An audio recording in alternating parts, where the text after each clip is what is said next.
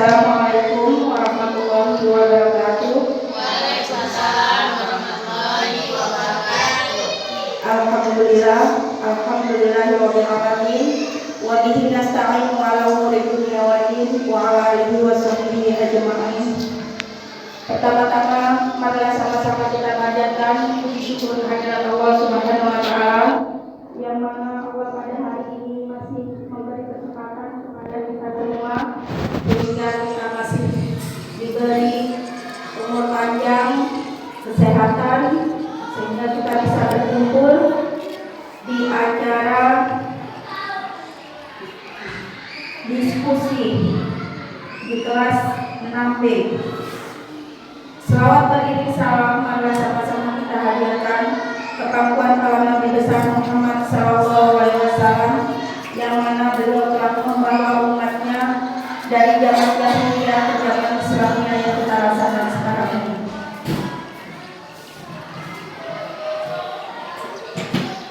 Yang kami hormati Ibu Kepala SD Negeri 1 Pulau Tengah, dan yang kami hormati para dewan guru, bapak, ibu guru yang telah berkenan hadir pada acara hari ini. Kita melaksanakan diskusi tentang mewujudkan budaya positif sekolah.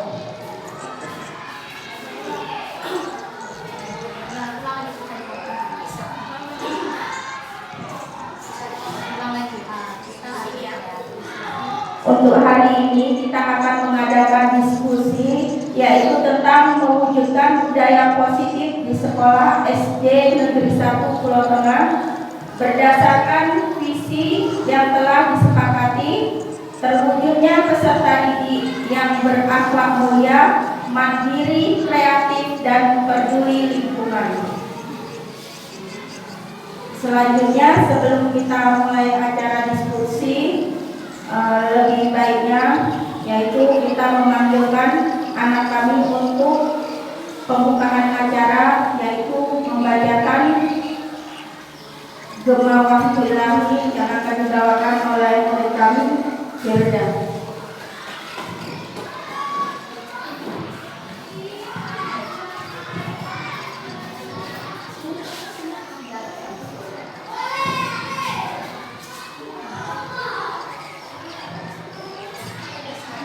Assalamualaikum warahmatullahi wabarakatuh.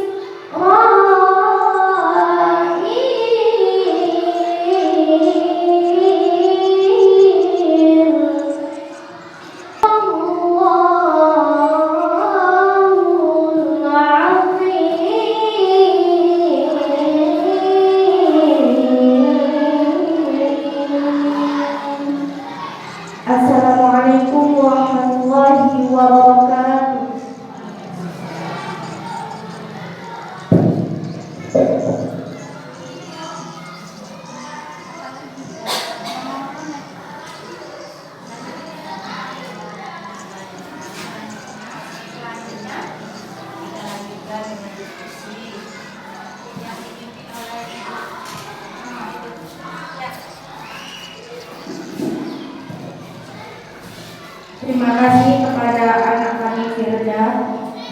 Selanjutnya acara berikutnya yaitu kita lakukan diskusi untuk mewujudkan budaya positif di sekolah SD Negeri 1 Pulau Tengah yang dipimpin oleh Ibu Barnoni SPD.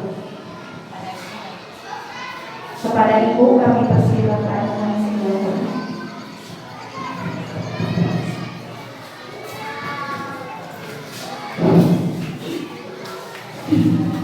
Terima kasih. Alhamdulillah. Assalamualaikum warahmatullahi wabarakatuh. Bismillahirrahmanirrahim. Alhamdulillahirabbil alamin. Wassalatu wassalamu ala asyrofil anbiya'i wal mursalin. Sayyidina Muhammadin wa ala alihi wa sahbihi ajma'in. Amma ba'du. Pertama-tama puji syukur kita hadirkan dari Allah Subhanahu wa taala yang mana pada hari ini kita masih diberikan kesehatan, kesempatan umur panjang sehingga dapat melaksanakan diskusi perdana pada sekolah kita, sekolah tercinta kita, yaitu SD Negeri 1 Pulau Tengah. Selawat beriring salam tidak lupa kita sanjungkan kepada Allah Nabi besar Muhammad SAW, yang mana beliau adalah manusia satu-satunya yang merubah akhlak dunia menjadi lebih baik, yaitu akhlak yang berakhlak karimahullah. Di sini terima kasih saya ucapkan kepada rekan-rekan kepala sekolah yang telah bersedia untuk melakukan tuntutan tugas saya, yaitu tentang aksi nyata di modul yang terakhir ini, modul 1. Untuk selanjutnya modul kedua, modul ketiga akan berakhir dan kita tidak akan berakhir di sini untuk melakukan diskusinya. Saya berharap diskusi ini akan berkelanjutan menjadi suatu acara atau suatu tuntutan yang memang kita lakukan ini secara konsisten. Jadi tidak hanya berhenti di sini. Yang saya hormati Ibu Kepala Sekolah, yang saya hormati rekan-rekan sejawat saya seperjuangan dalam memajukan sekolah kita, yaitu sekolah SD 1 Pulau Tengah. Di sini saya berharap untuk rekan-rekan berpartisipasi aktif untuk melakukan, mewujudkan budaya positif di sekolah kita. Kita benahi sekolah kita, kita benahi anak didik kita sesuai tuntunan kita pada zaman sekarang, yaitu zaman yang sudah dimasuki dengan era globalisasi. Banyak anak-anak kita yang sudah hilang akhlaknya, banyak anak-anak kita yang sudah hilang tingkah laku mulianya. Jadi di dalam forum ini saya berharap kita diskusi bersama, keluarkan pendapat yang menjadikan murid kita itu seperti visi kita, yaitu mewujudkan peserta didik yang berakhlak mulia. Atau hari ini adalah tagihan modul saya yang terakhir untuk mewujudkan budaya positif di sekolah kita masing-masing, di sekolah saya.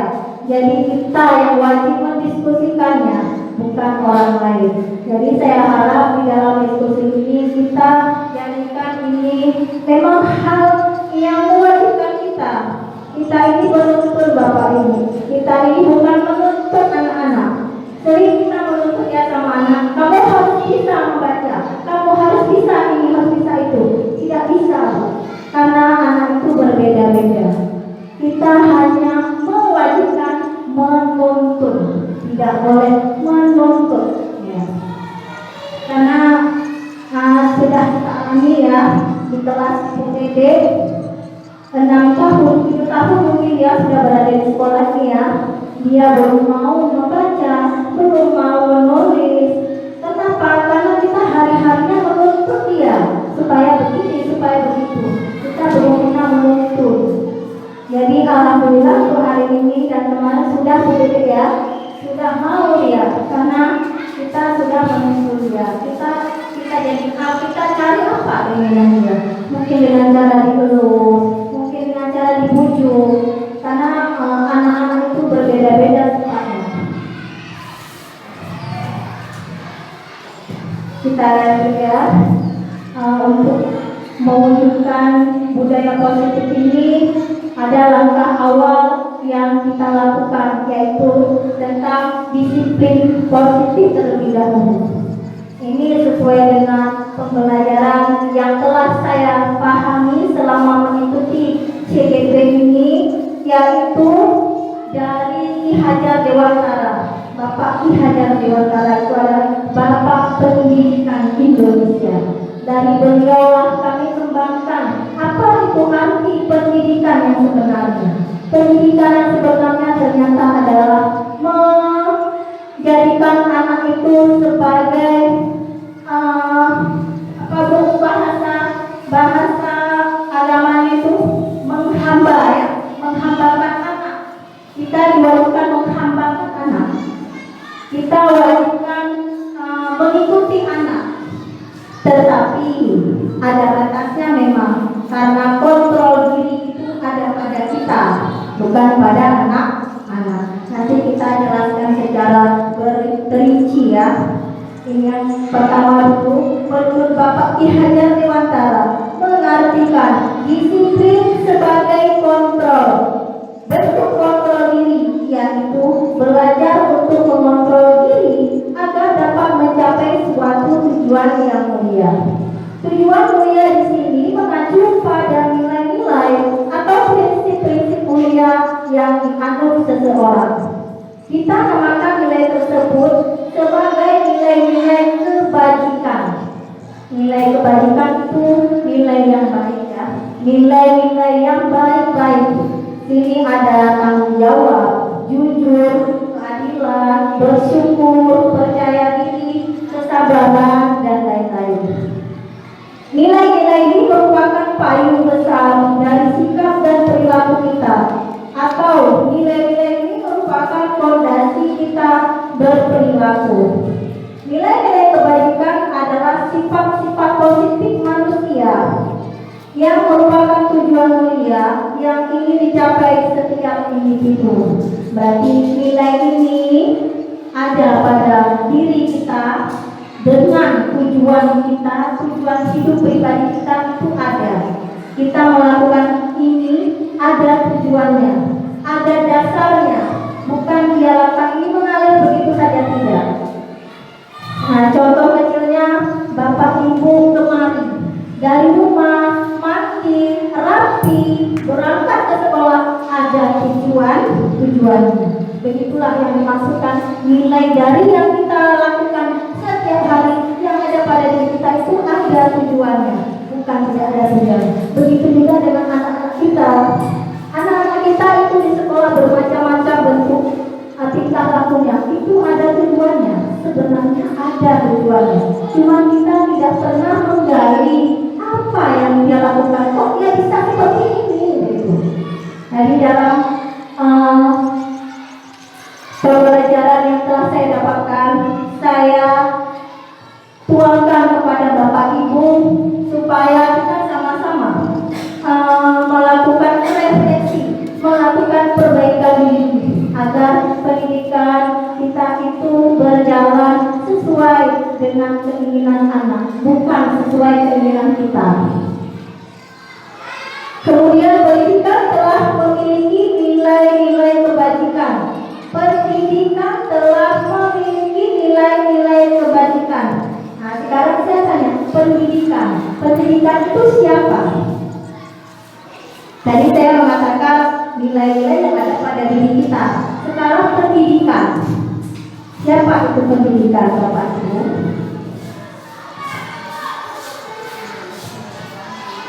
Siapa pendidikan, Bapak Ibu? Siapa? Pendidikan. Pendidikan adalah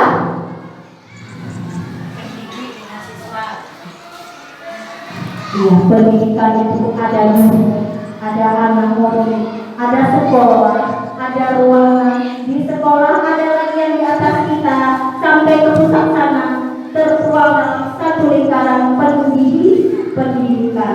Pendidikan itu yang merumuskan bukan kita, yang merumuskan adalah orang-orang yang terpilih, orang-orang yang sudah lulus dalam mengikuti mungkin mengikuti sekolah-sekolah yang telah terkompeten gitu. Jadi yang merumuskan itu bukan kita. Kita ambil contohnya Bapak Menteri, terus kita bilang ya, beliau telah merumuskan pendidikan itu adalah nilai kebajikan yang diyakini dan disepakati bersama. Mereka orang-orang yang berkompeten itu telah merumuskan pendidikan dengan yang sekarang kita kenal sebagai nilai kebajikan. Setiap anak yang kita kenal dengan profil pelajar Pancasila. Profil pelajar Pancasila. Kalau kita sendiri selama ini kita hanya menjadikan atau menginginkan anak itu pandai. Kalau bisa anak itu pandai dan akalnya bagus, jadi itu saja ya. Tapi pendidikan menuntut supaya anak menjadi profil pelajar Pancasila. Di dalam profil pelajar Pancasila itu ada enam karakter anak yang harus kita bangun bersama. Itu tujuan pendidikan. Ada yang bisa menyebutkan 1 sampai 6, Bapak Ibu?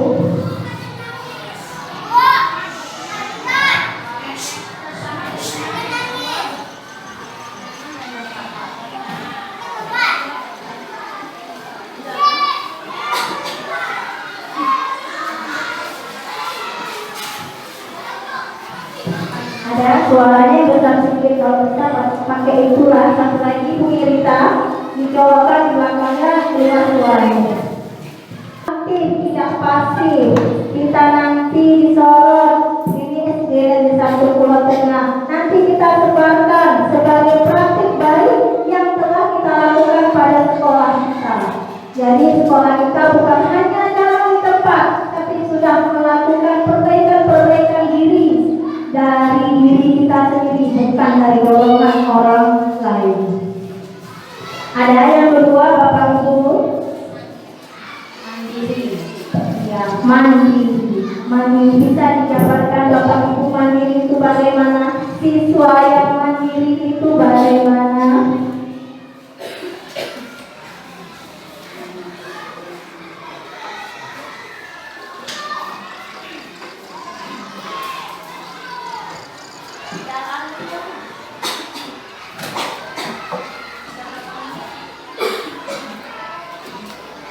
Ada Bapak Ibu, mandiri itu bagaimana? Ibu senior superior, bagaimana itu mandiri Ibu?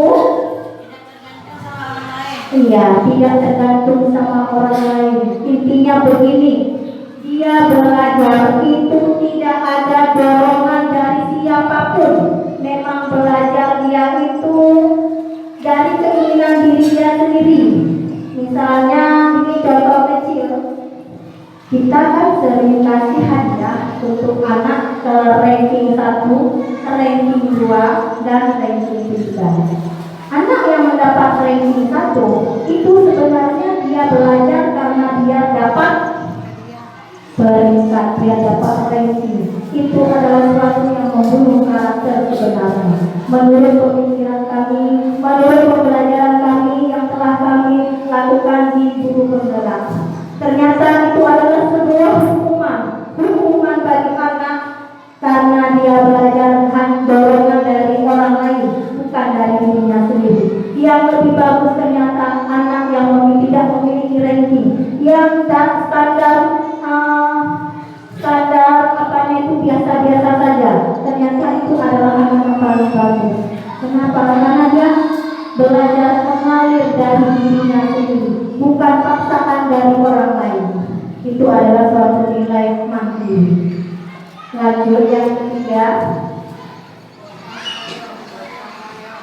Gotong royong. Ada yang bisa menjelaskan Bapak Ibu atau mencontohkan apa itu gotong royong?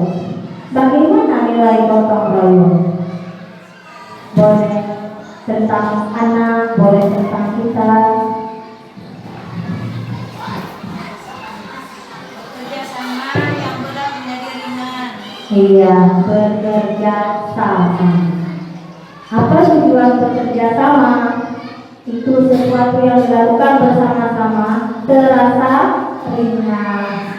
Berarti kalau kita sudah nampak juga ya, ini kita adalah suatu sikap gotong royong, bekerja sama, memikirkan apa yang akan kita lakukan ke depan. Kalau kita memikirkan sendiri sampai mati, sampai berdarah pun kita tidak akan terwujud, karena pemikiran itu harusnya secara bersama-sama. Ide-ide itu muncul ketika kita berkumpul.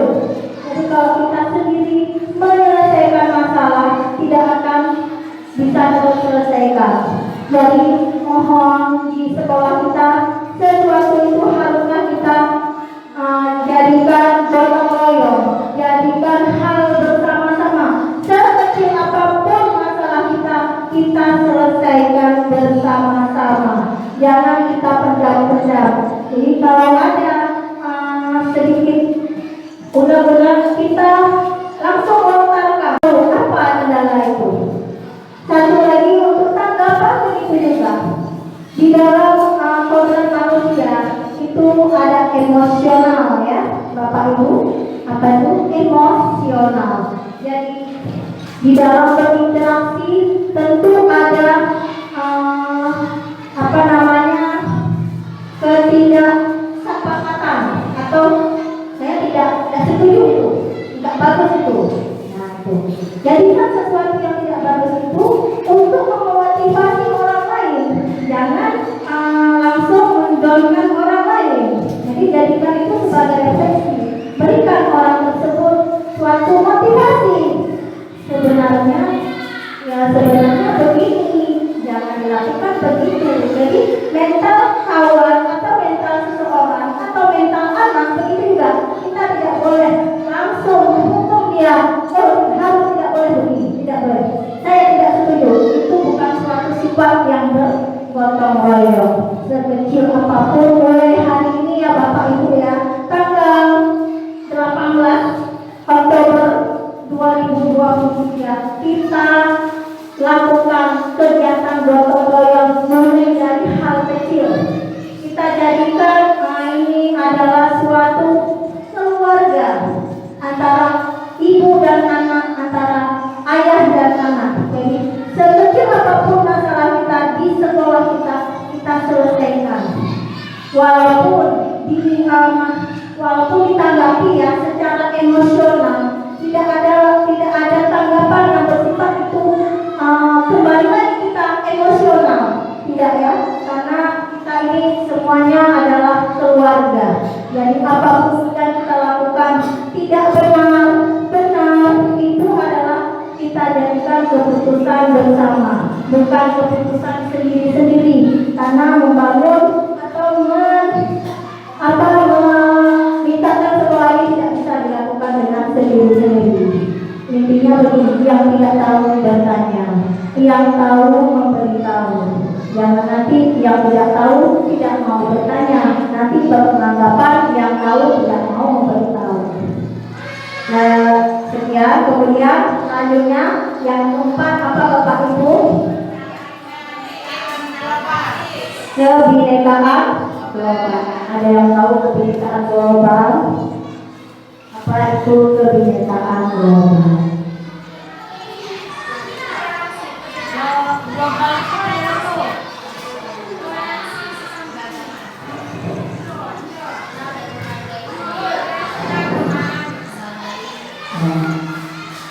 Toleransi kebinekaan global itu artinya adalah ada tadi yang menyebutkan toleransi apalagi tadi kita dalam menjabarkan gotong royong sudah juga menjabarkan dari kebinekaan global, toleransi antara sesama itu kebinekaan dikatakan global. Global itu semua sikap, semua yang ada pada diri kita itu disatukan menjadi sebuah tujuan yang satu, tujuan yang sama. Itu namanya kebinekaan global. Menjadikan misalnya budaya-budaya luar itu kita ambil, boleh kita tiru, tapi kita harus tidak lupa dengan budaya sendiri. Itu juga kebinekaan global. Menjadikan sesuatu yang berbeda menjadi sesuatu untuk kita perbaikan, untuk kita contoh yang baik-baik, jangan kita contoh yang buruk tanpa meninggalkan kebiasaan-kebiasaan kita yang selama ini dijalankan. Itu kebinekaan global. Yang kelima, ya, bernalar kritis. Semua tahu ya bernalar kritis? Bernalar kritis. Apa itu bernalar kritis?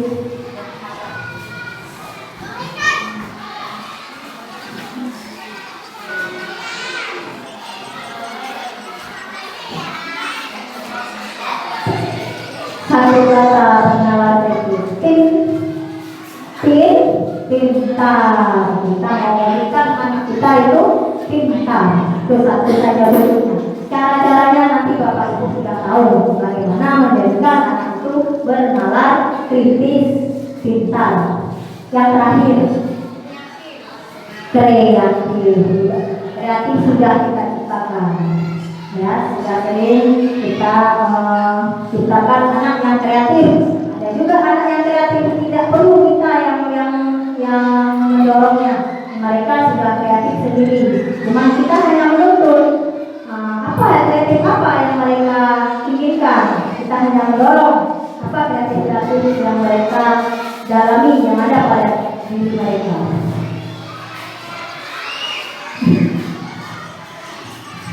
Selanjutnya, tadi kita mau menciptakan budaya positif ya. Sebelumnya kita tahu dulu apa itu disiplin ya. Disiplin itu apa? Nah, disiplin ini menurut bahasa Latin. Disiplin menurut bahasa Latin adalah belajar. Setuju Bapak Ibu kalau kita bilang disiplin itu belajar? Setuju Bapak Ibu kalau disiplin itu adalah belajar? Ada ya anak karena ingin menegakkan disiplin, dia malah meninggalkan sesuatu yang penting. Ada? Pernah dapat Bapak Ibu? Karena dia ingin menegakkan disiplin. Kita bilang disiplin itu seperti sebuah peraturan. Karena dia ingin menegakkan disiplin, dia meninggalkan sesuatu yang penting dalam dirinya. Pernah dapat itu? Itulah makna disiplin. Kenapa? Karena dia mau belajar sesuatu yang lain, meninggalkan sesuatu yang penting pada dirinya. Itu namanya disiplin.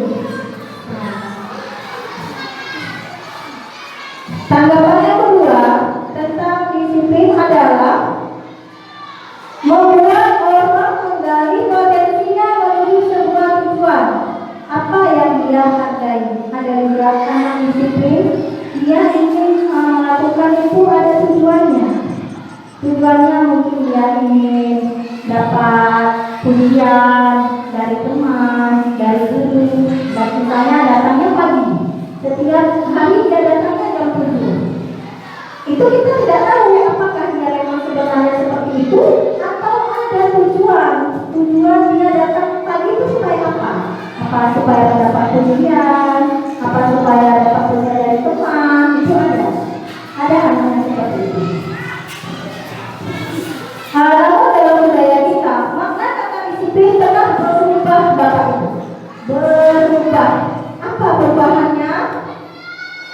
Suatu yang dilakukan seseorang pada orang lain untuk mendapatkan kepatuhan. Nah, seperti yang saya katakan tadi, itu dia melakukan disiplin agar dia terlihat patuh, agar dia terlihat terpuji lebih dari kawan-kawannya. Itu ada. Nah, pada kita juga ada seperti itu ya. Kita juga merasakan itu. Kesimpulan umum adalah menghubungkan kata disiplin dengan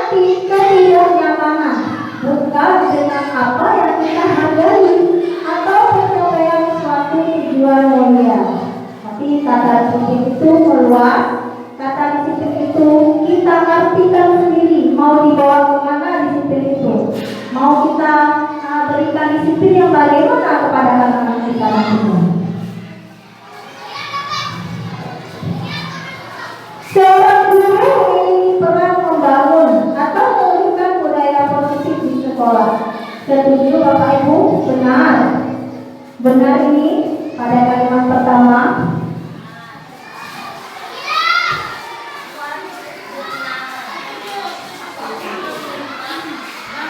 Benar.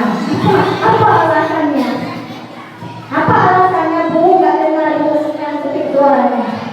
Alasan seorang guru memiliki peran untuk membangun atau mewujudkan budaya positif. Apa alasannya?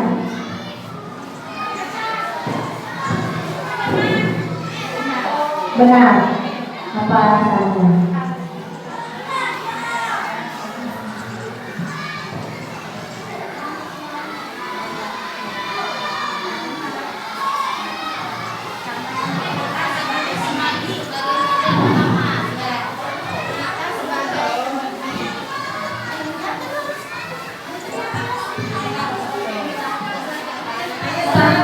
Ya boleh biar nampak diskusinya aktif ya. Karena guru sebagai model utamanya di sini, sebagai contoh untuk anak-anak murid kita peserta didik, bagaimana perilaku gurunya dan dia mencontoh apa yang kita lakukan. Nah, benar sekali. Guru adalah peran utama dalam mewujudkan budaya positif. Guru adalah teladan, contoh kecil. Misalnya apa Bapak Ibu? Apa hal kecil yang dilakukan guru sehingga muridnya mengikuti?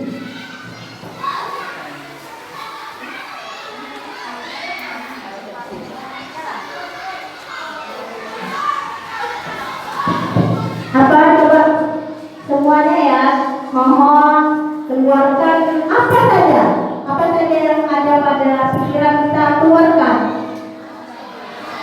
Contoh kecil hari-hari kita yang kita terapkan pada anak-anak sehingga anak-anak itu ikut apa yang kita lakukan.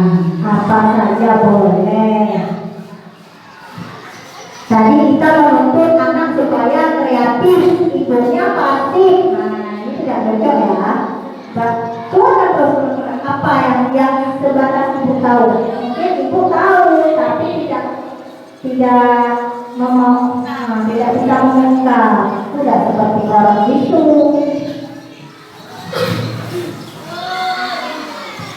Mungkin yang terutama sekali akhlak ya Bu. Akhlak, tingkah laku kita sebagai seorang guru, terus cara berpakaian kita, pergaulan kita di masyarakat. Mungkin itu salah satunya menjadi contoh untuk anak didik kita. Ya, tentang akhlak mulia ya, akhlak mulia seorang guru ditiru sama muridnya. Berarti selama ini kita harus merefleksikan diri kita, melakukan perbaikan-perbaikan. Bagaimana maunya kita supaya anak kita itu berakhlak mulia. Lanjut saya sambung dengan kalimat kedua ya. Kalimat selanjutnya, budaya positif merupakan perwujudan dari nilai-nilai atau keyakinan universal yang diterapkan di sekolah. Budaya positif atau keyakinan. Nah, kenapa kok budaya positif kok larinya ke keyakinan Bu? Ini maksudnya begini. Di dalam sekolah itu kita harus memiliki, kalau tidak sekolah di kelas saja dulu ya. Di dalam kelas kita itu kan mempunyai kesepakatan dari keyakinan siswa kita. Apa Bapak Ibu sudah melakukan kesepakatan kelas di sekolah? Di kelas kesepakatan kelas misalnya disiplin itu kan peraturan. Kita tidak boleh menuntut anak supaya mengikuti peraturan. Nah, makanya kita ubah peraturan itu menjadi sebuah keyakinan. Misal disiplin berarti keyakinan kelas di kelas datang tepat waktu. Nah, itu sudah kita, kalau kita mengatakan datang tepat waktu, jadi anak tidak tergantung kepada peraturan. Karena kalau sudah bicara tentang peraturan, kalau yang melanggar akan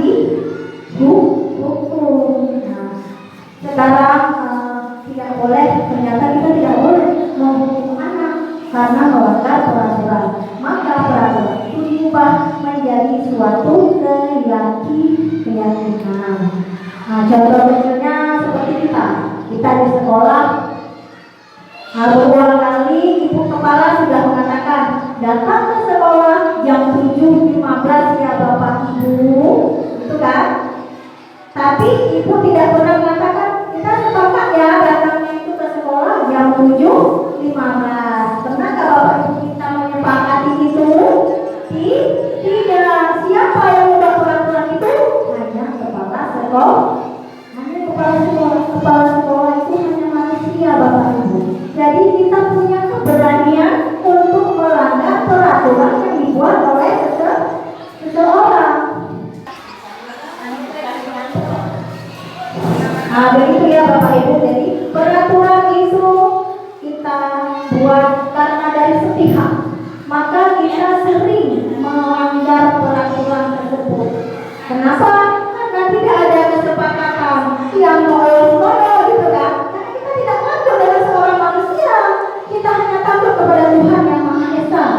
Jadi ya seolah kita itu harus kita buat keyakinan, kesepakatan bersama. Jadi ada seseorang yang melanggar, berarti dia telah melanggar dirinya sendiri, kesepakatan dirinya sendiri. Nah, begitu.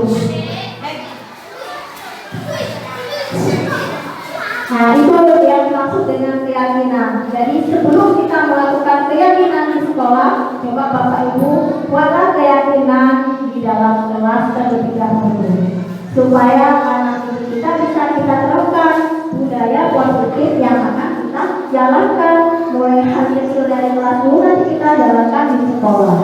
Kalau sekarang kita akan berdiskusi tentang budaya positif di sekolah. Nanti Bapak Ibu menerapkan budaya positif di kelas terlebih dahulu.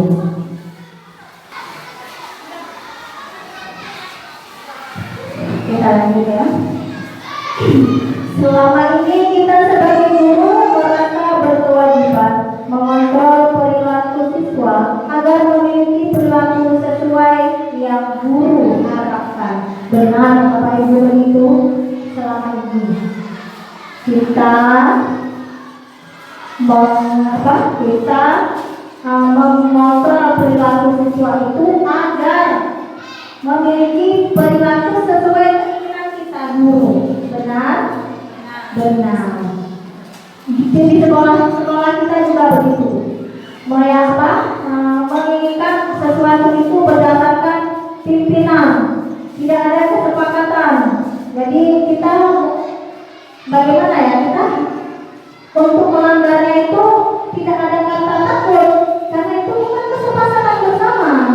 Jadi kita melanggar sesuatu hal itu jadi hal lumrah ya, karena memang bukan kesepakatan kita. Jadi dorongan dari diri kita itu tidak ada, itu orang yang membuat kesepakatan. Apa yang kita harus patuh ya dengan peraturan yang mereka buat, karena tidak ada kesepakatan, tidak ada rebutan bahasa Jawanya, tidak berebut dengan kita. Begitu juga di kelas, kita buat kesepakatan di kelas.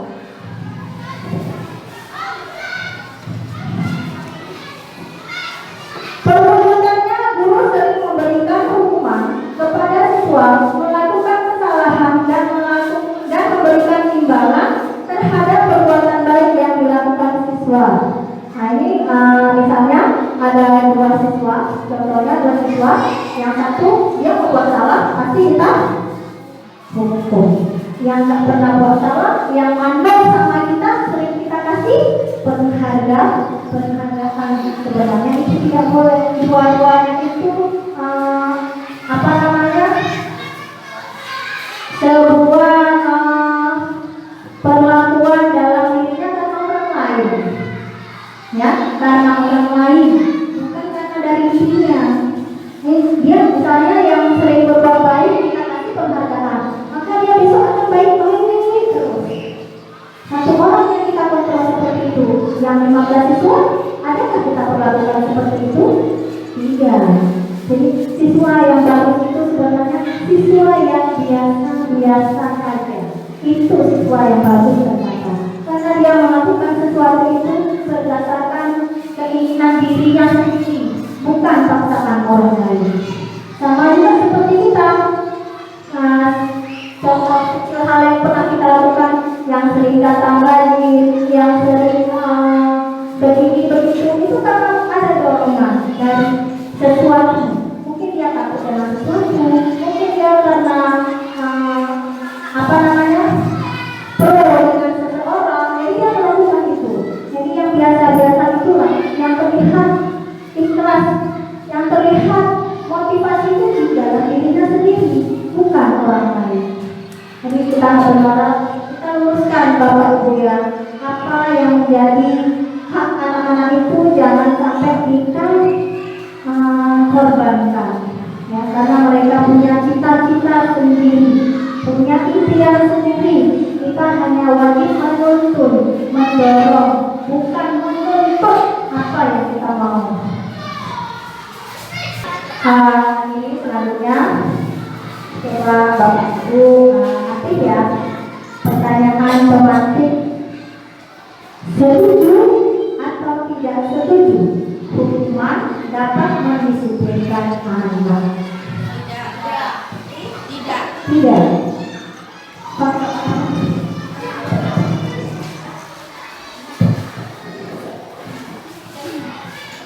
Setuju atau tidak setuju hukuman dapat mendisiplinkan anak?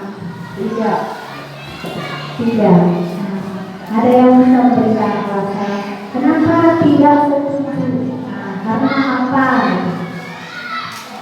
Coba ungkapkan saja karena apa?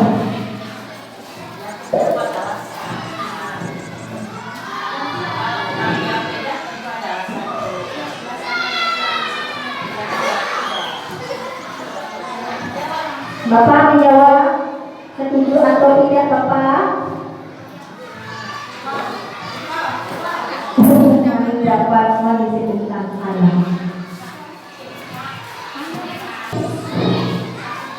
Boleh? Bapak menjawab setuju atau tidak setuju Bapak? Hukuman dapat mendisiplinkan anak. Setuju. Apa alasannya? Tidak setuju. Ya, jangan takut menjawab tidak setuju, karena selama ini kita menjalankan itu. Yang saya harapkan setuju atau tidak setuju ada alasannya, bukan saya berharap tidak setuju. Nah begitu. Nah kalau jawab setuju karena ada alasannya. Alasannya apa? Begitu kan? Ini juga sedikit. Kalau menurut Ibu, hukuman dapat mendisiplinkan anak. Itu bisa dikatakan setuju. Hukuman itu kan tergantung, bukan hukuman itu yang dikatakan hukuman itu harus berat kepada anak tidak. Hukuman kecil bisa kita lakukan supaya anak dapat disiplin. Tetapi kalau tidak kita beri sanksi atau hukuman sekecil, kita bilang berdiri di depan kelas itu tidak termasuk hukuman. Berdiri di depan kelas itu kan hanya dipakang atau bagaimana, itu tidak termasuk. Hanya memberi konsekuensi atau sanksi, bukan hukuman. Jadi kalau kita tidak melakukan hal yang seperti itu, tidak akan terjadi, yaitu kedisiplinan itu tidak akan hidup. Itu yang saya dapat sampaikan kepada guru saya. Ya, terima kasih Ibu. Tepuk tangan. Dari tadi kita patuh ya. Ya, menurut Ibu Kepala, disiplin itu hukuman itu boleh dilakukan kepada anak guna untuk mendisiplinkan anak. Tapi tadi di ujung kalimat Ibu mengatakan sanksi begitu ya. Nah, jadi sekarang kita ubah kalimat itu Bu. Kita ubah kalimat itu bukan sebagai hukuman atau namanya diganti dengan sanksi atau konsekuensi. Konsekuensi itu agar mereka melakukan perbaikan. Nanti ada selanjutnya tentang hukuman. Ini kita sharing aja tentang apa itu hukuman sedikit ya. Selanjutnya, pemberian hukuman dengan hal positif. Ingat, dengan hal positif. Dan seperti membaca atau membersihkan halaman sekolah dapat meningkatkan disiplin anak. Nah, yang kedua, pemberian hukuman dengan hal positif, membaca, membersihkan halaman dapat meningkatkan disiplin anak. Setuju atau tidak?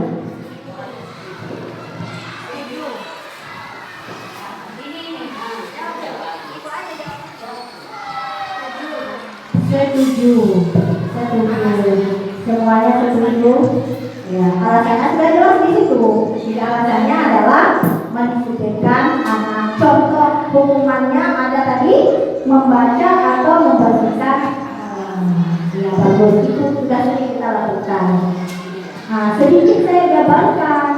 Itu tadi berupa hukuman hukuman positif ya. Yang pertama tadi supaya membaca. Pertama membaca ya, misalnya anak tidak melakukan apa di kelas gitu. Terus ibu memberikan hukuman. Sekarang kamu baca dari halaman ini ke halaman ini. Tujuannya tentu misalnya anak-anak nggak bisa baca. Sekarang kamu 5 menit ibu kasih waktu baca dari sini sampai sini ya, ibu dengarkan. Itu kan sudah sebuah hukuman. Nah sekarang saya kembalikan. Setelah ibu mengatakan seperti itu, anak baca nggak? Baca kan? Baca. Ya, setelah coba ibu keluar dari pintu kelas menuju ke kantor, anak baca nggak? Ya, itu maksudnya hukuman itu tidak bisa mendisiplinkan anak, bisa, tapi sebentar. Tidak ada memakan waktu jangka panjang. Satu lagi tadi membersihkan halaman. Nah, sapu ya, sapu bersih. Sapu yang misalnya sapu di depan kelas ya nak, ya sapu. Dan besok lagi, kalau kita ada bilang, ada nggak sapu? Kalau nggak bilang, tidak, itu yang tidak boleh. Karena tidak ada dari diri dia, karena dorongan dari kita. Maka semua yang kita lakukan itu ternyata menghukum anak.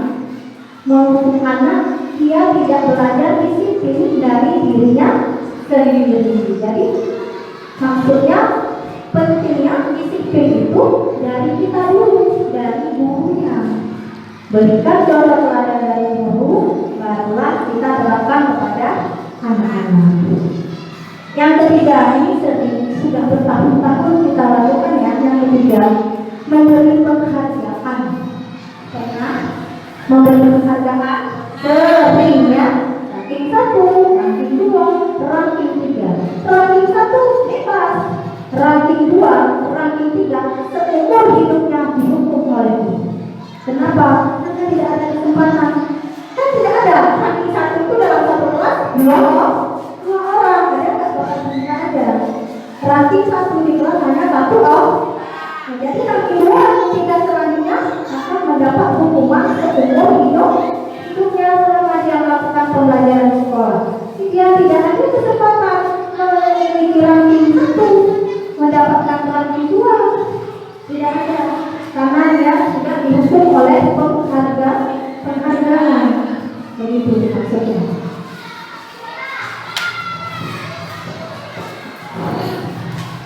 Nah, selanjutnya, semua perilaku manusia pasti memiliki tujuan. Itu tadi yang sudah kita jabarkan. Semua perilaku manusia memiliki tujuan. Begitu pula dengan perilaku siswa. Siswa baca, siswa pandai, siswa yang biasa-biasa saja. Itu sebenarnya ada tujuan dalam hidupnya. Itu adalah kewajiban kita kembali apa kemauan dia, apa tujuan dia, tujuan hidup dia. Kita diwajibkan kalau kita SD berapa jam Bapak untuk menjadi penuntut murid, berapa jam? Senin, Selasa, Rabu, Kamis, Sabtu, itu dari jam 8, dari jam 7 ya, dari jam 7 sampai jam setengah 1. Untuk hari Jumat kita diberi kewajiban mencari keridhaan Allah hanya sampai dengan pukul 11. Guru adalah pekerja ikhlasnya, karena semua bekerja, otaknya bekerja, tangannya bekerja, hatinya pun bekerja. Jadi kita adalah sebenarnya pekerja mulia ya, pekerja segala sesuatu yang ada pada diri kita itu bekerja sesuai tuntutan jam pelajaran, dibarengi dengan hati, pikiran, tenaga. Seperti Pak Musalim, tenaga ya, mengorbankan tenaga, hatinya, mengorbankan pikirannya untuk memberikan siapa? Untuk memberikan anak siapa? Anak orang yang dititipkan kepada kita, untuk kita jadikan anak-anak kita itu seperti visi yang telah kita sepakati bersama. Alasan tersebut biasa disebut dengan pemenuhan kebutuhan dasar manusia. Ada 5 kebutuhan dasar manusia. Yang pertama, kebutuhan bertahan hidup, makan, minum, tidur, tempat tinggal, itu kebutuhan manusia. Kedua, kebutuhan cinta dan kasih sayang. Dapat hidup di kelas hidup anak yang menginginkan kebutuhan ini.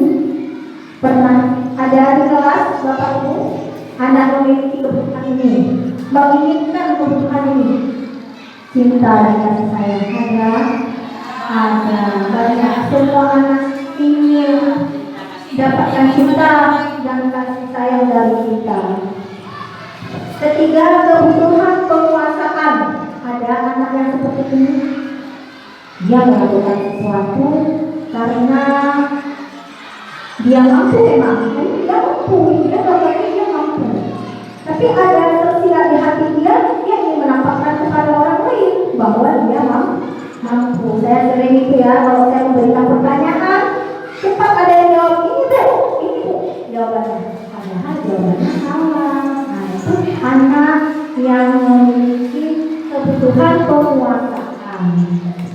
Keempat, kebutuhan kebebasan.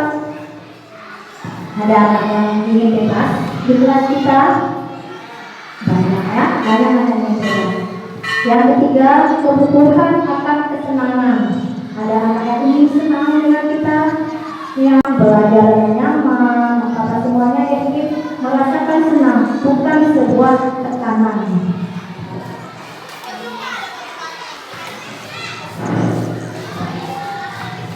Ketika guru harus mampu memahami kebutuhan dasar manusia, langkah yang dilakukan adalah dengan menerapkan disiplin positif. Selama ini, disiplin positif dipahami sebagai tindakan untuk membuat siswa patuh pada aturan sekolah dan guru. Ya kan, selama ini kita selalu sering mengatakan itu peraturan sekolah, datang sini peraturan sekolah harus ada taati, kalau nggak nanti dihukum. Di kelas juga sering kita melakukan hal itu. Sekarang kita ubah dengan cara kita pahami. Ya, kita pahami ini ada beberapa, ada 3 teori. 3 teori perilaku motivasi manusia dalam melakukan sesuatu. Yang pertama, untuk menghindari ketidaknyamanan atau hukuman, adalah tingkat terendah. Dengan Bapak Ibu, ini adalah tingkat terendah dari motivasi perilaku manusia. Biasanya orang yang motivasi perilakunya untuk menghindari hukuman atau ketidaknyamanan akan bertanya, apa yang akan terjadi apabila saya tidak melakukannya? Contoh kecil di kelas, mengumpulkan PR 4 waktu. Nah, di gambar sering kita bilang besok pagi kumpul ya, kumpul ya, semua dikumpulkan. Tapi ada yang Bapak Ibu cek kumpulkannya itu nggak benar, asal kumpul. Ada Bapak Ibu dapat seperti itu? Ada. Yang dia kumpulkan memang tepat waktu, tapi apa yang dia kumpulkan itu tidak memenuhi keinginan kita, tidak memenuhi dari apa yang kita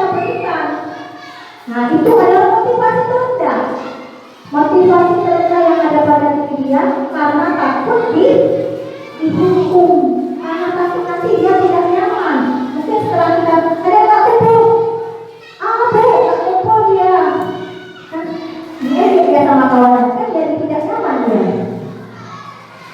Selanjutnya motivasi kedua, untuk mendapatkan imbalan atau penghargaan dari orang lain. Ini satu tingkat di atas motivasi yang pertama. Di sini orang berperilaku untuk mendapatkan imbalan atau penghargaan. Orang dengan motivasi ini akan bertanya, apa yang akan saya dapatkan? Apa dia melakukan itu? Itu kembali tadi sama yang saya dapatkan tentang penghargaan. Dia melakukan sesuatu karena ingin mendapatkan sesuatu. Selagi guru yang masih menerapkan penghargaan, dia melakukan itu. Andai gurunya lupa dengan sebuah penghargaan, maka dia berhenti melakukan itu. Ketiga, untuk menjadi orang yang mereka inginkan dan menghargai diri sendiri. Ini yang bagus. Ini yang bagus yang saya katakan tadi, perilaku murid seperti ini biasanya murid ini biasa-biasa saja. Dia melakukan dalam dirinya sendiri yang bersifat internal, tidak ada dorongan, tidak ada paksaan. Itulah dia lakukan dari dirinya sendiri, bukan orang lain. Nah, sekarang saya tanya, dari ketiga motivasi tadi yang kita bacakan, motivasi pertama, kedua, ketiga, mana yang tepat Bapak Ibu? Mana yang tepat tadi? Apakah motivasi membujuk? Apakah motivasi dengan memberi penghargaan? Apakah motivasi dengan kita mendorong menghargai dirinya agar menghargai dirinya sendiri? Yang mana yang bagus? 1, 2, yang nomor 3. Mulai hari ini kita terapkan seperti itu Bapak Ibu ya. Kita harus menuntut mereka agar mereka mempunyai keinginan dari dirinya sendiri, bukan karena kita, dari keinginan kita. Dari motivasi yang ketiga, intinya kita mewujudkan anak yang apa itu? Yang sekarang kita laksanakan, anak yang merdeka.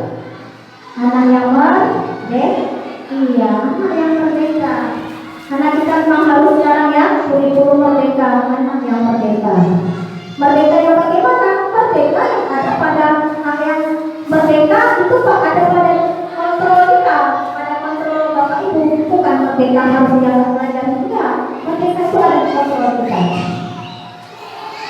Nah, ini merdeka menurut Ki Hajar Dewantara. Merdeka itu artinya, coba Bapak Ibu pahami dari kalimat artinya. Pahami kalimat ini. Pahami kalimat merdeka dari Bapak Ki Hajar Dewantara.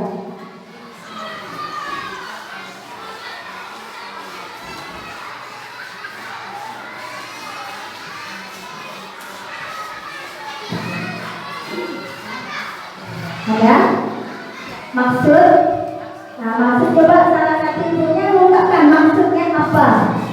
Maksudnya apa? Merdeka itu yang bagaimana?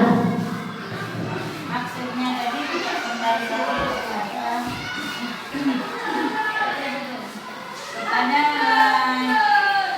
sila ke-6 tadi. Nah, di situ kadang-kadang menghambakan Allah, menghambakan seseorang, seperti murid kita menghambakan dirinya. Nah, di sini kan tidak hanya terlepas dari perintah, akan tetapi juga cakap buat memerintahkan dirinya sendiri. Itu artinya. Iya bagus, ya itu artinya Bapak Ibu. Merdeka itu artinya dia tidak terikat dengan perintah orang lain, tapi terikat dengan perintah dari dirinya sendiri. Itu arti merdeka menurut Bapak Ki Hajar Dewantara. Jadi selama ini kita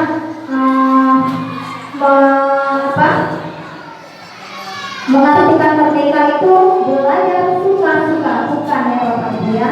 Bukan kita belajar di kelas itu harus selalu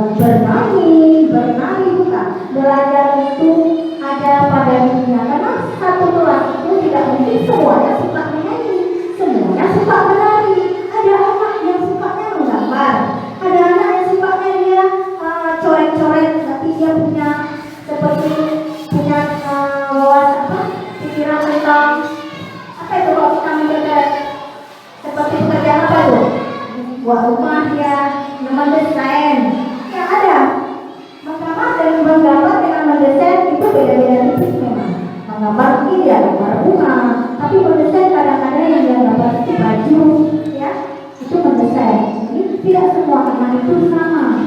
Jadi anak itu kita tuntut untuk bisa memerintahkan dirinya sendiri, kita dorong. Jadi kita yang menggali potensi yang ada pada diri anak. Nah ini kita bacakan secara cepat saja ya. Dihukum oleh penghargaan jika kita bahas tadi pengaruh jangka pendek dan jangka panjang. Kalau kita memberikan penghargaan itu menghukum seperti contoh tadi ranking 1, ranking 2, ranking 2, ranking 3 itu berhukum seumur hidupnya. Ranking 3 penghargaan mengurangi ketepatan. Itu tadi seperti contoh tadi penghargaan tidak efektif, penghargaan merusak hubungan. Penghargaan merusak hubungan ya. Bisa? Setuju katakan penghargaan merusak hubungan? Iya, setuju ya. Iya, ketika kita cemburu sosial, kemudian nanti kalau ada yang bodoh pernah dapat penghargaan diejek-ejek, tidak dikawani, ada itu di kelas-kelas rendah seperti itu. Sampai ke orang tuanya bersambung berkelanjutan. Penghargaan menurunkan kualitas. Ya, penghargaan kualitas. Kenapa? Penghargaan yang kita berikan kadang-kadang itu tidak tepat. Bapak Ibu ya, kita memberikan ranking 1. Jujur ya, ranking 1 yang kita berikan tepat itu atau tidak, sudah benar atau tidak dengan kualitas dirinya. Tidak benar dengan kualitas dirinya. Karena kita gini, misalnya kita kasih pelajaran PPLN 90, karena dia terlihat pandai, matematika 90. Kesenian 90 juga, biar nilainya tinggi, padahal dia nyanyi nggak bisa, suara dia nggak bisa memang, tapi kita berikan nilai tinggi. Kenapa? Biar dia nilainya tinggi, tertinggi. Nah, maka tidak boleh diberikan lagi penghargaan seperti itu, karena setiap anak memiliki talentanya masing-masing, memiliki prestasinya masing-masing. Selanjutnya penghargaan mengurangi motivasi intrinsik. Motivasi intrinsik itu motivasi dari dalam diri, bukan dari dorongan. Motivasi intrinsik itu dia mengembangkan dirinya sendiri, bukan berdasarkan perintah atau aturan yang orang lain buat untuk dia.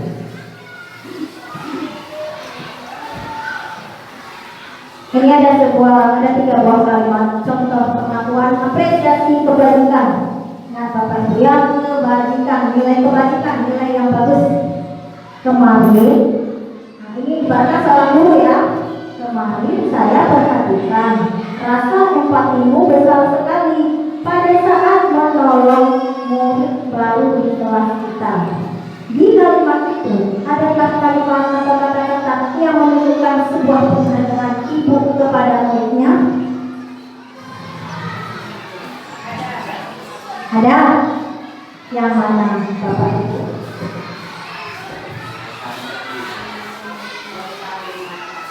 Kemarin saya perhatikan, kemarin saya perhatikan rasa empatimu besar sekali pada saat menolong murid baru di kelas kita. Adakah kata-kata penghargaan? Bukan. Adakah kata-kata kita memberi penghargaan kepada anak itu? Ada? Ada? Ada nggak? Nggak ada kan? Tidak ada. Tidak ada kita.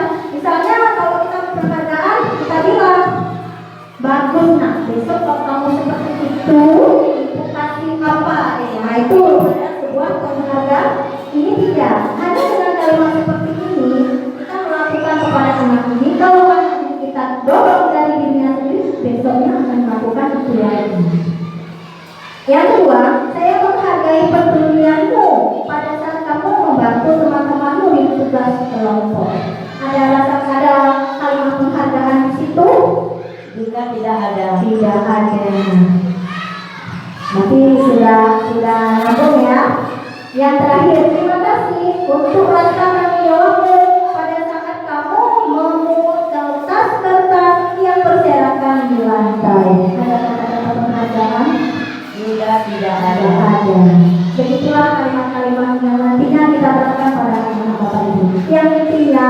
segala sesuatunya itu ada dikontrol di ibu, bapak ibu, dikontrol ibu. Untuk mewujudkan sesuatu itu ada di kontrol kita. Bagaimana kita melakukan anak, begitulah anak akan mengikuti kita.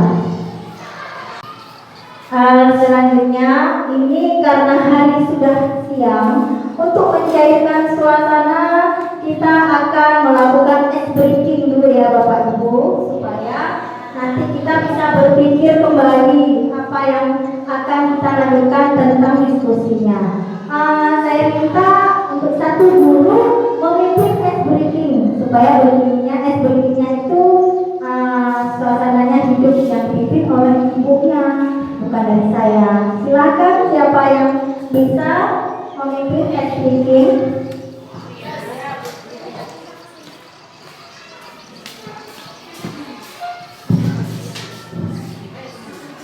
Nah, ini bagaimana Ibu? Berdiri atau duduk saja? Berdiri dan pipinya berdiri ya.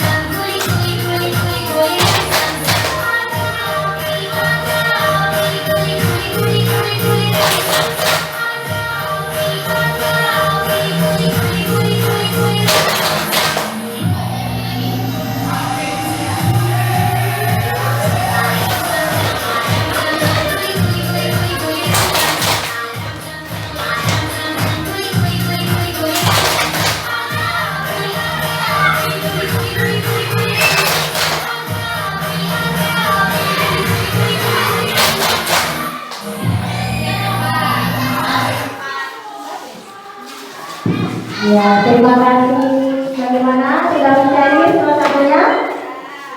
Sudah. Sudah mengalir ya. Ini ada satu lagi SPG melatih pikiran ya. Saya lihat konsentrasi ya. Ingat, turunnya itu bunyi bulat, atau bunyi bundar bahasa sehari-harinya. Nah, perhatikan. 8 itu 2, 6 itu 1. 8, 6, 10 berapa?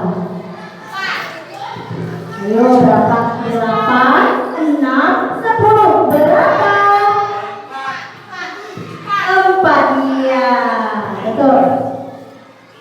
Ulang lagi, satu lagi ya. 9 itu 1. 9 itu 2. 8, 9 berapa? Berapa? 8, 9 berapa? 6. Oke, terima kasih. Tepuk tangan Bapak Ibu. Baiklah, kita lanjutkan untuk melanjutkan materi kita. Suasana sudah mencair. Kita lanjutkan ini. Ada di situ gambaran kok Bapak Ibu?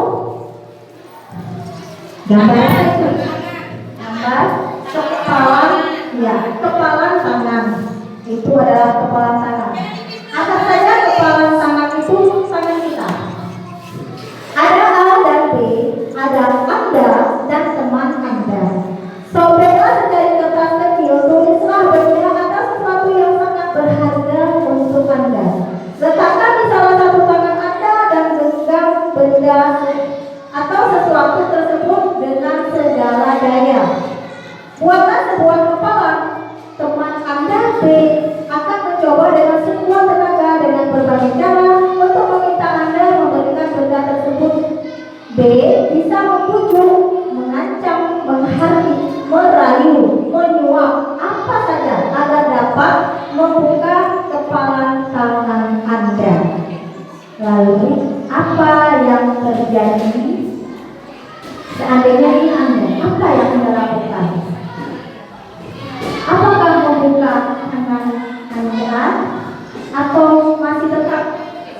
menggenggamnya.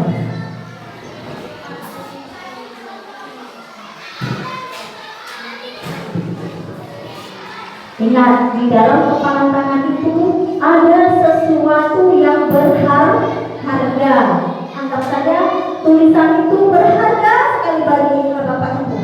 Ada orang lain ingin membuka kepalan tangan itu dengan segala cara, merayukah dia, menyuapkah dia, mengancamkah dia. Apakah Anda membukanya?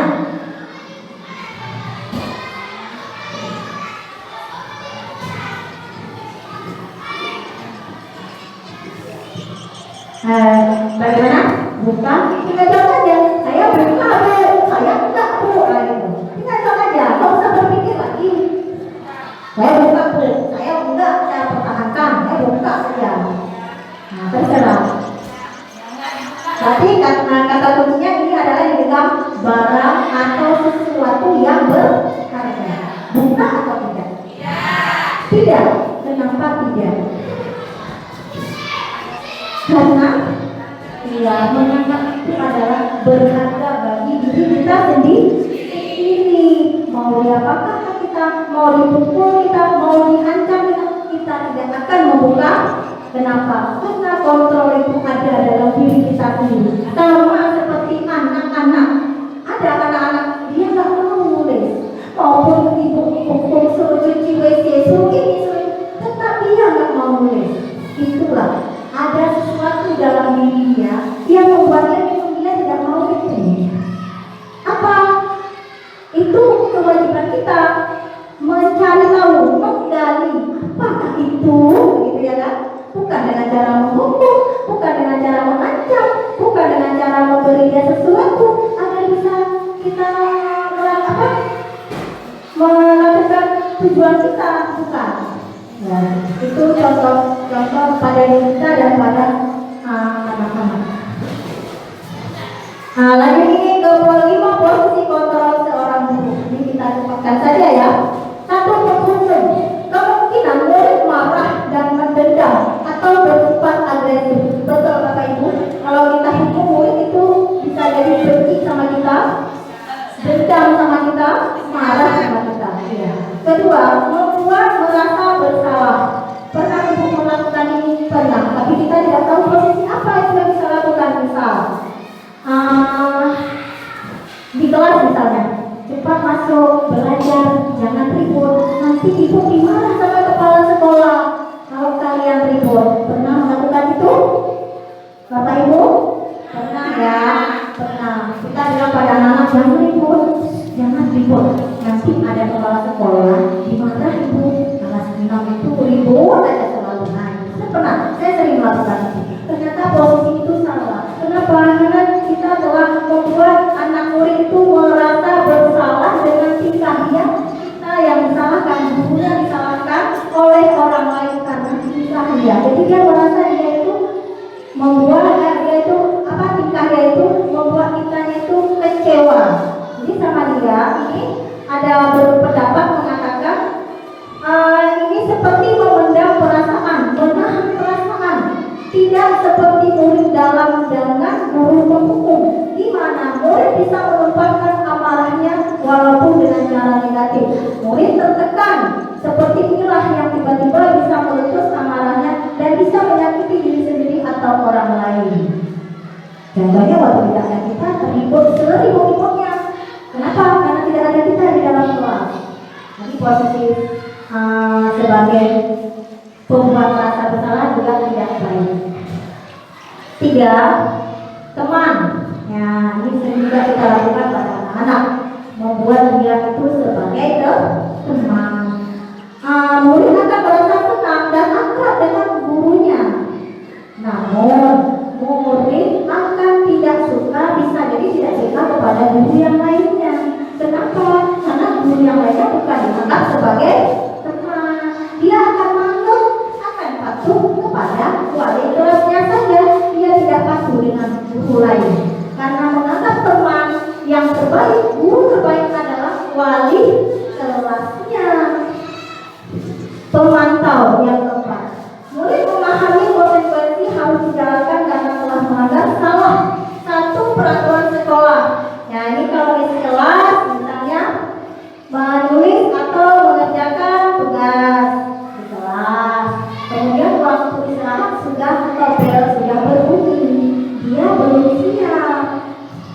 kawannya sudah siap. Jadi lawannya keluar, dia tidak keluar. Kemudian kita mengatakan pada anak tersebut, jangan keluar kalau belum siap. Pernah seperti itu Bapak Ibu? Pernah. Kita mau kuliah tapi kita masih menjadi pemantau. Intinya kita masih menungguin dia. Jadi bagaimana perasaan dia? Kawan itu sudah jajan, aku belum boleh dia keluar karena aku belum siap. Jadi berarti siap dia mengerjakan tugas karena ada kita di depan dia. Itu namanya pemantau. Posisi yang kelima adalah manajer. Ini manajer bukan manajer perusahaan Bapak Ibu ya.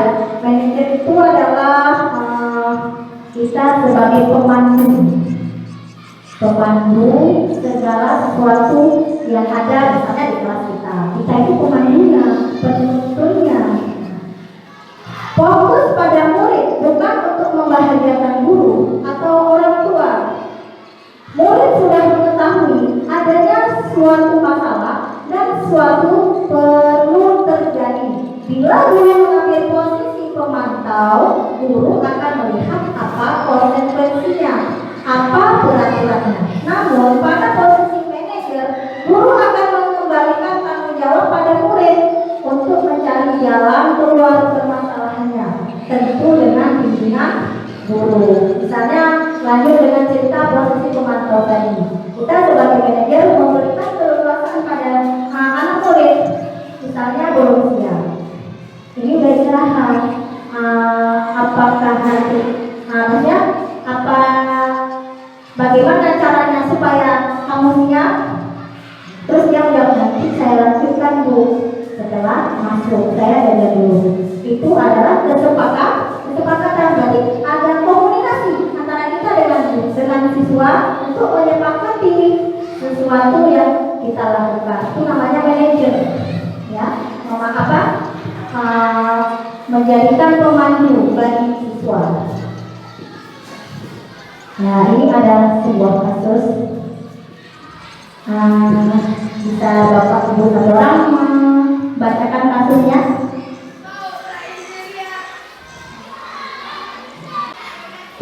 Ada kasus Sabrina. Sabrina hari itu bangun terlambat dan terburu-buru sampai di sekolah. Dia pun akhirnya sampai di gerbang sekolah, tapi baru menyadari kalau tidak menggunakan sepatu hitam seperti tertera di peraturan sekolah. Di depan pintu kelas, Bapak Lukman memperhatikan sepatu Sabrina yang berwarna coklat. Sabrina berusaha menjelaskan bahwa dia terburu-buru dan salah mengenakan sepatu. Pak Lukman menanyakan Sabrina, apa peraturan sekolah tentang seragam warna sepatu? Sabrina menjawab sudah mengetahui sepatu harus berwarna hitam. Namun, terburu-buru dan salah mengenakan sepatu. Selain tidak mungkin kembali pulang karena rumahnya jauh sekali, Pak Lukman tetap bersikeras pada peraturan yang berlaku dan mengatakan, ya sudah, kamu sudah melanggar peraturan sekolah. Kamu salah, sudah terlambat. Salah pula warna sepatunya. Segera buka sepatumu kalau tidak bisa mengenakan warna sepatu sesuai peraturan. Sabrina meminta maaf dan memohon kembali kepada Pak Lukman agar tetap dapat mengenakan sepatunya dan berjanji tidak akan mengulang kesalahannya. Namun Pak Lukman tidak mau tahu. Tidak, kamu telah melanggar peraturan sekolah. Kalau tidak sanggup ambil sepatu di rumah atau diantarkan sepatu ke sekolah, ya sudah, kamu tidak bersepatu saja seharian di sekolah. Sekarang copot sepatumu dan silakan belajar tanpa sepatu seharian. Sabrina pun dengan berat hati mencopot sepatunya dan memberikannya kepada Pak Lukman. Seharian dia tidak berani berkeliling sekolah karena malu dan lebih banyak berdiam diri di kelas tanpa alas sepatu. Terima kasih Ibu. Dalam kasus ini ada pertanyaan. Dalam kasus di atas, sikap posisi apakah yang diambil oleh Bapak Lukman? Jelaskan apa indikatornya. Apa posisi penghukumkah? Apa posisi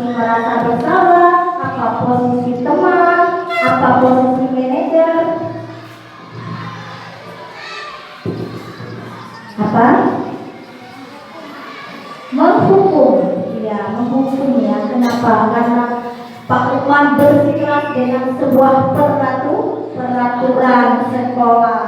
Ini sudah ada Bapak Ibu ya, posisi penghukum, yaitu tidak, kamu telah melanggar peraturan sekolah. Kalau tidak sanggup pakai sepatu di rumah atau diantarkan sepatu ke sekolah, kamu tidak boleh bersepatu seharian. Indikatornya bertindak sesuai peraturan. Nah, kalau bertindak sesuai peraturan itu penghukum Bapak Ibu ya.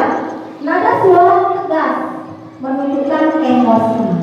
Nah, itu posisi Pak Lukman. Kedua, pertanyaan kedua, kira-kira bila Anda adalah kepala sekolah di sekolah tersebut, nilai kebajikan apa yang ingin dituju oleh peraturan harus berwarna hitam? Disiplin, ya kita tekankan disiplin. Ini peraturan ya, peraturan disiplin. Nah, disiplin itu peraturan. Nanti kita jabarkan tentang kebajikannya bagaimana. Kalau disiplin pasti tidak boleh datang, tidak boleh datang terlambat. Itu sebuah kesepakatan, bukan peraturan. Tanggung jawab bagaimana? Bagaimana jadi seorang murid? Apa tanggung jawab seorang murid? Kesederhanaan dan kesetaraan. Kesetaraan itu artinya sama, semua murid diperlakukan sama. Nah, ini sebuah kalimat, beberapa kalimat pertanyaan-pertanyaan di posisi yang telah dijabarkan tadi. Saya kecewa sekali dengan kamu. Itu membuat merasa bersalah. Ayolah lakukan demi ibu. Itu posisi teman. Apakah kau mendapatkan stiker bintang hari ini? Itu pemantau. Bagaimana kamu bisa menyelesaikan masalah ini? Nah, ini kalau kita menanyakan masalah ke anak itu posisinya tadi manajer. Kamu selalu yang paling terakhir. Itu posisi penghukum. Lanjut sekarang kita menyampaikan tentang restitusi.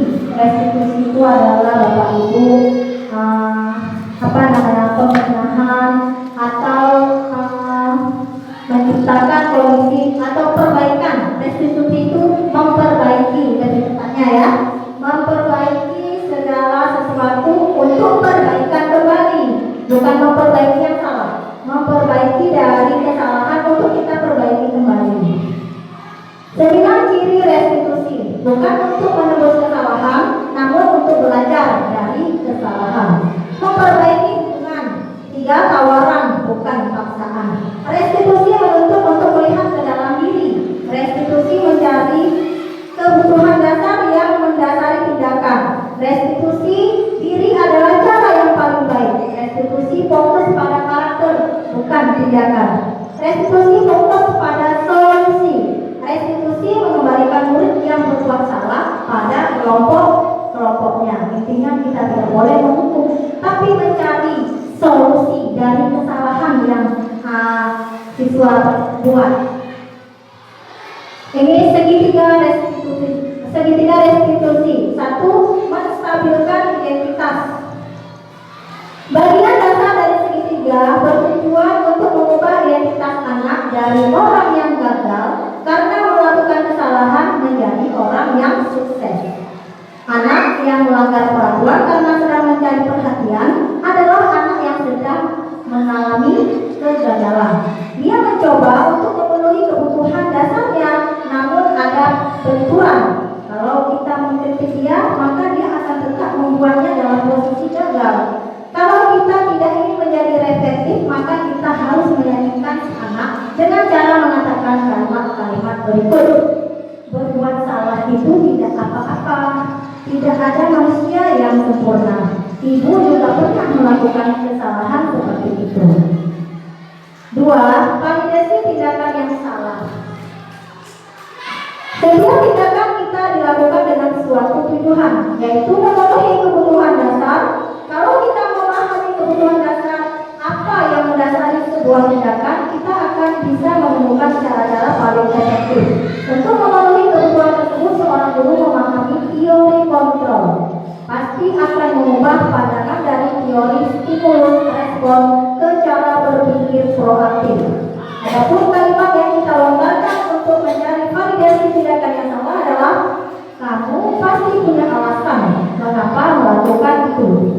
patut bangga pada dirimu sendiri karena kamu telah melindungi sebuah yang penting buat kamu. Intinya dia melakukan itu ada alasannya. Yang terakhir, menanyakan keyakinan. Nah, ini adalah tindakan yang paling benar.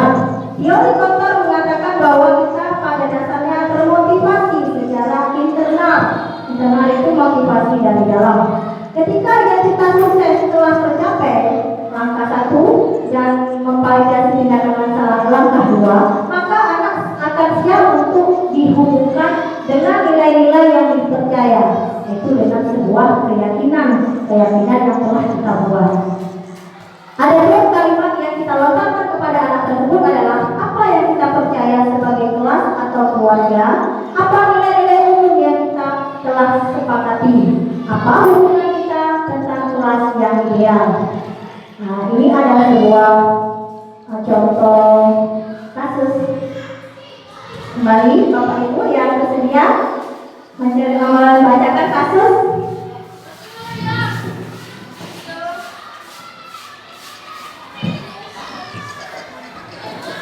Guru matematika dan wali kelas 8, Ibu Santi sakit, sehingga tidak dapat masuk dan mengajar. Akhirnya dicarikan guru pengganti, Ibu Eni. Ibu Eni baru 2 tahun menjadi guru SMP.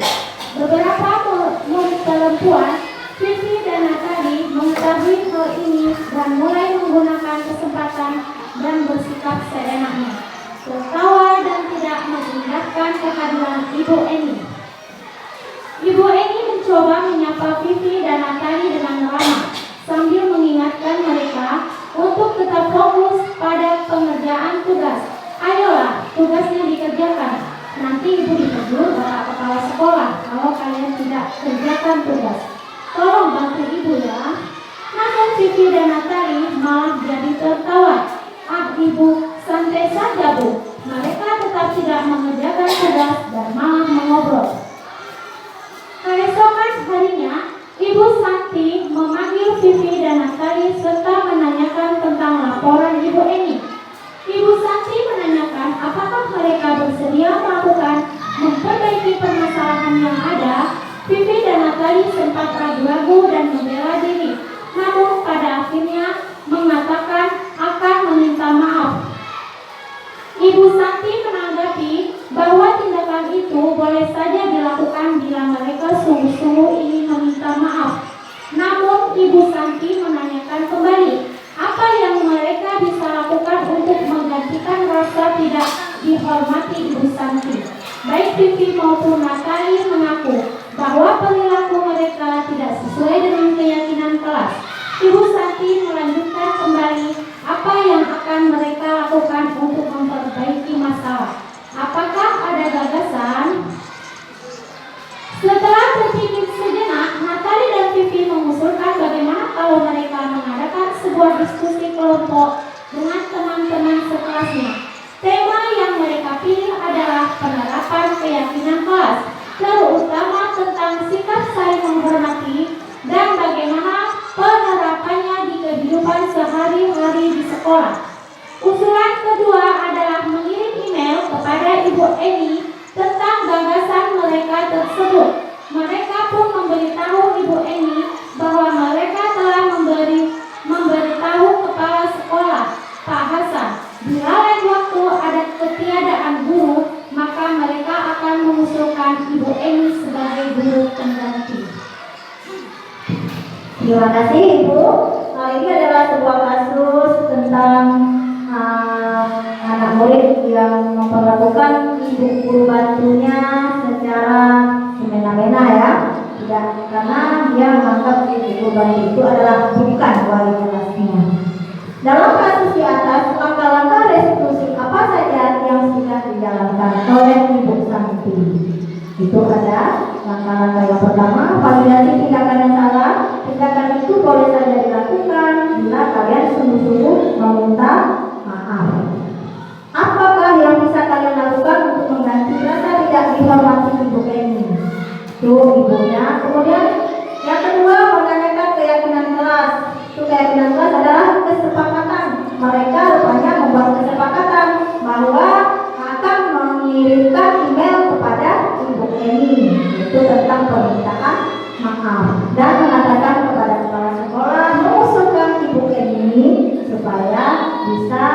menjadi guru pengganti selanjutnya jika ada guru-guru lain yang tidak datang ke sekolah. Jadi memperbaiki ini ya, memperbaiki citra Ibu Eni berarti ya. Menurut Anda, apakah restitusi yang diusulkan Bibi dan Natali sudah sesuai? Sudah ya? Sudah, karena mereka sudah melakukan diskusi tentang keyakinan. Kemudian, apakah langkah restitusi yang telah diusulkan? Yang pertama tadi mengusulkan mengirim email kepada Ibu Eni permintaan maaf. Kemudian yang kedua, mengatakan kepada kepala sekolah bahwa kalau tidak ada Ibu Eni diusulkan kembali sebagai guru pengganti. Dalam kasus di atas, posisi apakah yang telah diambil oleh Ibu Eni dalam menangani Vivi dan Natali? Posisi pembuat rasa bersalah dengan mengatakan apa Bapak Ibu? Ayolah, tugasnya dikerjakan, nanti Ibu ditegur oleh kepala sekolah. Posisi teman dengan berkata, tolong bantu Ibu ya. Jika Anda adalah Pak Hasan, bagaimana Anda menyikapi langkah yang Ibu Santi? Langkah Ibu Santi keduanya sudah benar, namun Ibu Santi tidak melakukan tadi yang pertama apa itu Bapak Ibu? Menstabilkan identitas. Nah, ini ada kasus kedua saya angkat dari kelas saya sendiri. Selo dan Reni tidak terima. Pensil catnya selalu dipinjam oleh temannya. Mereka marah dan tidak dapat menahan emosi. Ini ada videonya. Selo, Reni, Ibu Renat, atau ada teman kelas nanti, kalian berbicara bahasa wanita. Makanya kalian berbicara. Ya Bu, kami kesal, kita terus juga sekali dan suara mengerjakan. Oh, wajar Pak, kalau kalian besar, tidak berada di posisi kalian, itu juga akan melakukan hal yang sama. Karena kalau misalnya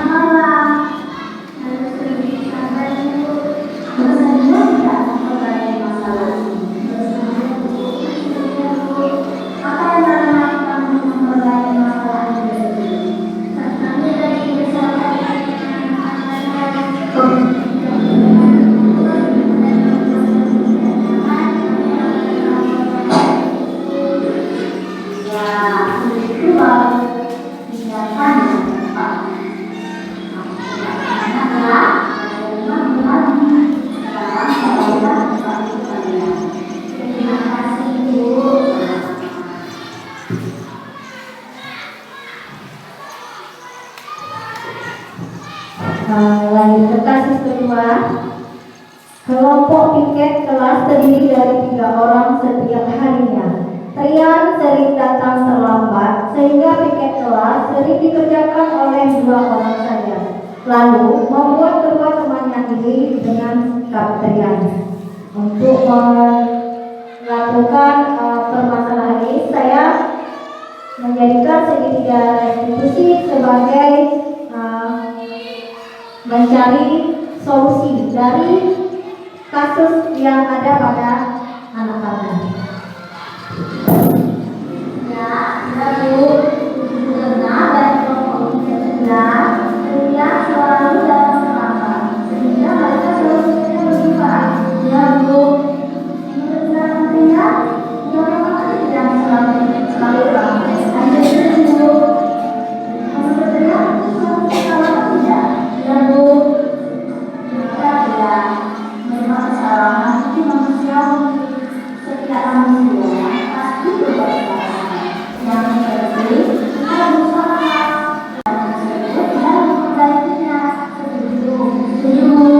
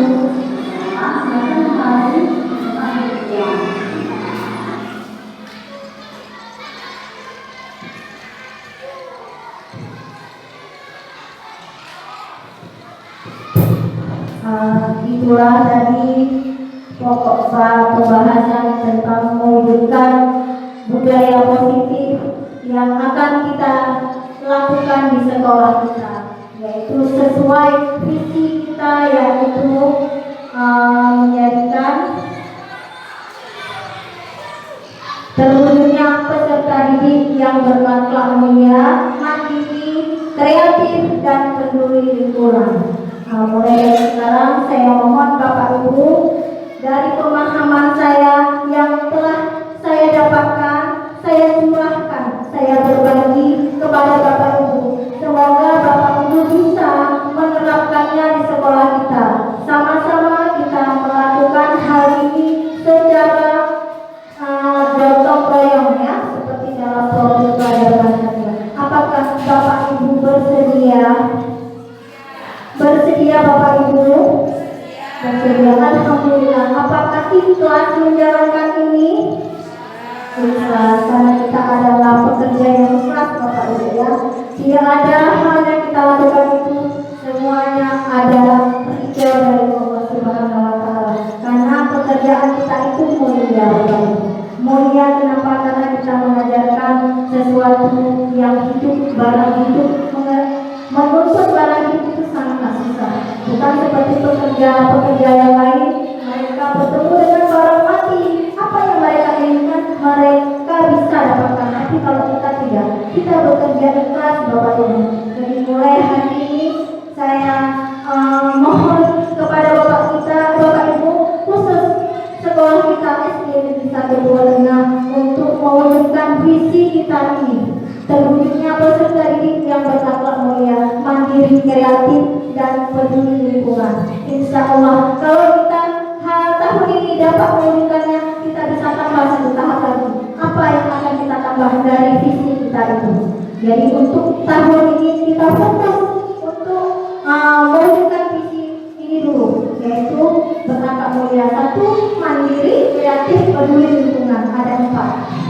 Ya, jadi untuk hari ini kita akan berdiskusi sebentar tentang budaya positif ini yang mana dulu kita tebalkan.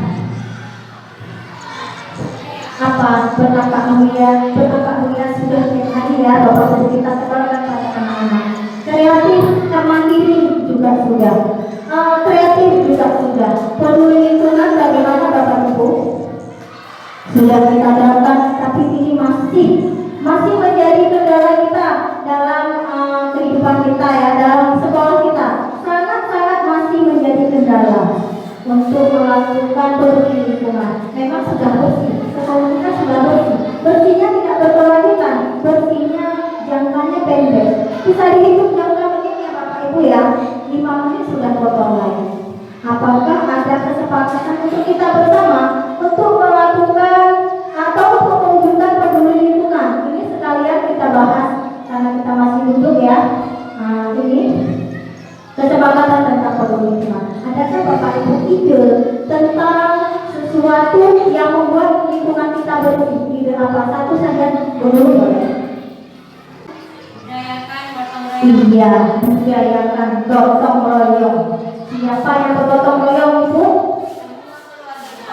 Iya, keluarga sekolah. Apa itu kita sepakati? Nanti kita lakukan secara berkelanjutan, secara terus menerus, tidak putus. Untuk mewujudkan gotong royong itu, bagaimana langkahnya?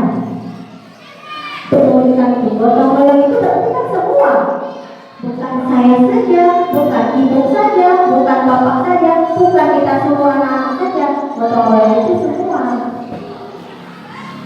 Apa langkah pertamanya? Langkah pertamanya apa? Pertama menyusun Tiket harian ya, tiket harian. Nah, kembali lagi kalau tiket harian. Apakah bagus ini Bapak Ibu tiket harian? Bagus tidak Ibu adanya tiket harian? Bagus. Ada dua kemungkinan Bapak Ibu, yang tiket harian itu ada bagus, ada kurang bagus. Bagusnya di mana? Disiplin karena sudah ada tiket. Kenapa datang dia cepat? Karena tiket. Coba tak tiket, datang cepat tak dia? Sama seperti anak murid. Anak murid kita lakukan seperti itu. Jadi makanya kita buat keyakinan. Jadi tiket tidak tiket datangnya harus cepat. Seperti itu terapkan untuk si tiket saja. Bagaimana kita yang tidak tiket? Itu pertanyaan saya. Apa tidak sebaiknya kalau sampah lingkungan bersih itu adalah tanggung jawab bersama? Tiket hanya kita bebankan saja, datang cepat itu mungkin sudah bagus. Datang cepat, perhatikan anak-anak. Mulai dari depan pintu gerbang kita tanamkan akhlak dia sampai ke dalam kelas. Untuk lingkungan, kalau bisa kita semuanya kita yang memberi tauladan. Mungkin begitu.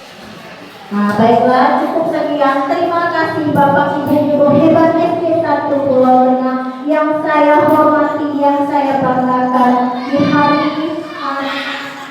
Rabu ini telah memberikan waktu dan kesempatannya untuk memenuhi kebutuhan tugas saya, yaitu pada modul 1.4 calon guru penggerak angkatan 9 Nagan Raya tentang budaya positif di sekolah. Kita telah melakukan kesepakatan yang intinya untuk membersamai kita sebagai seorang guru di SD Negeri 1 Pulau Tengah. Tujuan kita satu, yaitu pada misi membentuk siswa yang berakhlak mulia, kreatif, mandiri, dan peduli lingkungan.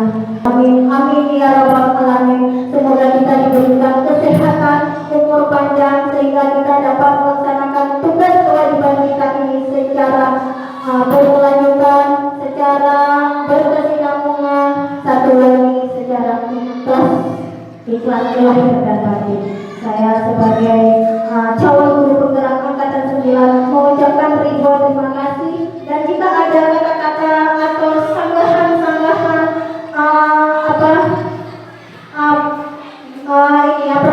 perkataan saya yang salah atau yang menyinggung hati Bapak Ibu, saya mohon maaf yang sebesar-besarnya. Wabillahi taufiq wal hidayah. Wassalamualaikum warahmatullahi wabarakatuh.